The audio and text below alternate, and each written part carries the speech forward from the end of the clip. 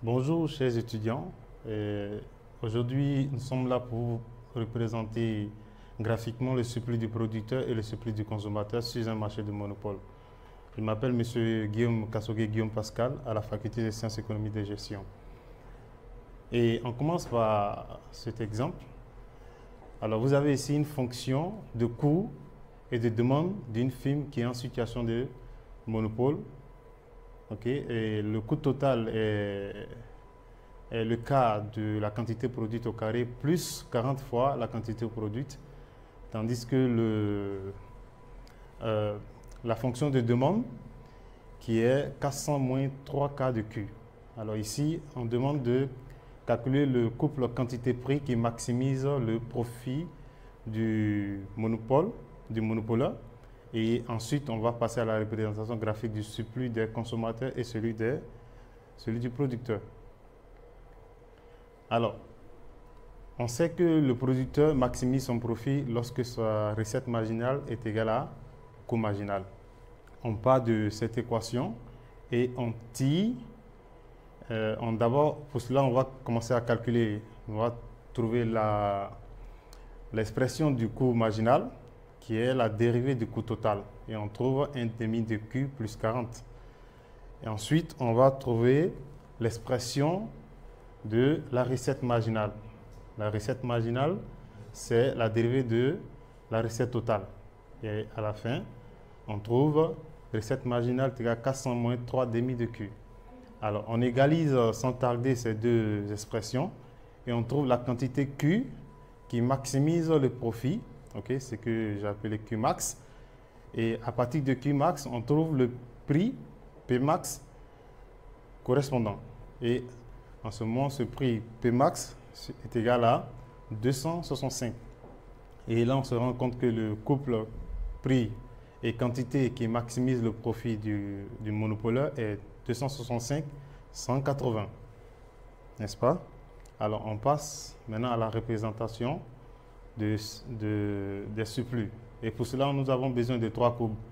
Il s'agit de la courbe de demande, ensuite la courbe de recette marginale et la courbe de coût marginal. Et ensuite, on va considérer trois prix.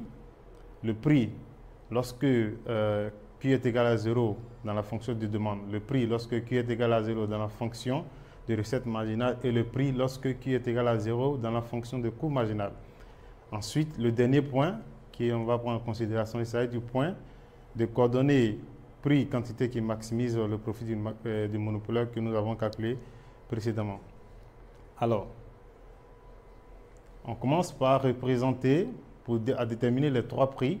Et les trois prix, pour les déterminer, il suffit de remplacer 0 dans la fonction de demande. On trouve 400. Et le second, il remplace 0 dans la fonction de recette marginale. On trouve encore 400. Et le troisième, on remplace 0 dans la fonction de coût marginal. On trouve 40. Et le dernier point qu'on doit considérer dans la représentation de ces points particuliers.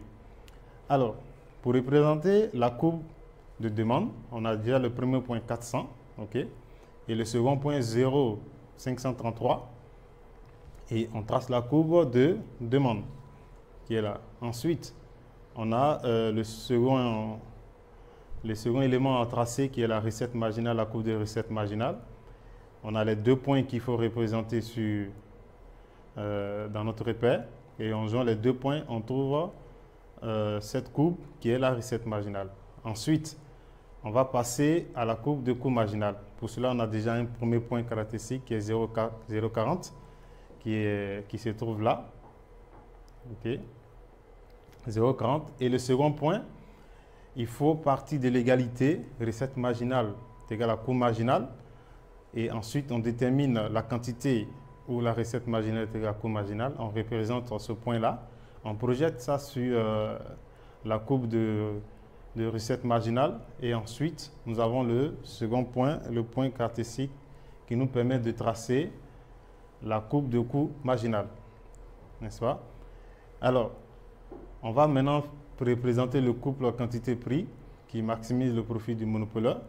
Donc, on a déjà le premier point qui est déjà là. Ensuite, on projette pour trouver le second point sur l'axe des prix et nous avons ce point caractéristique.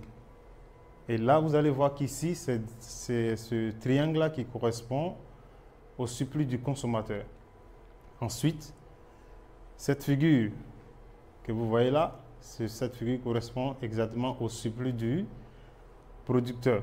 Et pour connaître la valeur réelle du surplus du producteur et le surplus du consommateur, il suffit de calculer l'aire de ce triangle. Et pour le surplus du producteur, il faut calculer l'aire de ce carré plus l'aire de ce triangle.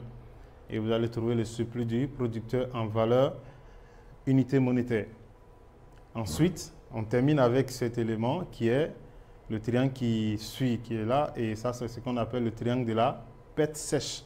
Si vous voulez connaître la valeur de ce triangle, de cette perte sèche, il faut juste calculer l'aire de ce triangle qui est égal à hauteur fois base divisé par 2.